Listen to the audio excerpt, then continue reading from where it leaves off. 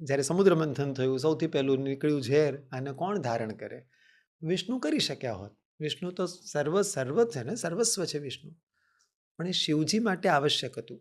શિવજી, કારણ કે શિવ કલ્યાણ છે. એમનું કામ જ્યાં સર્જન, જેને સર્જન આવડે છે, જેને વિનાશ આવડે છે, એની જોડે આ વસ્તુ જાય વધારે યોગ્ય છે. કારણ કે ઝેરનું કામ સુવિનાશ કરવાનું.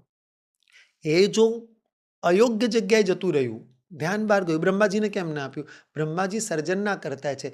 સર્જનનો કરતા જો ઝેર લઈને બેસે તો સર્જન કેવું થાય?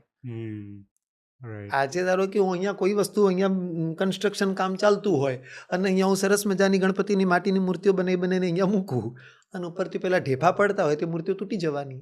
એક સાદું ઉદાહરણ આપું છું. તો જે સર્જન કરતા છે એની જોડે વિનાશકારી વસ્તુઓ ના હોવી જોઈએ.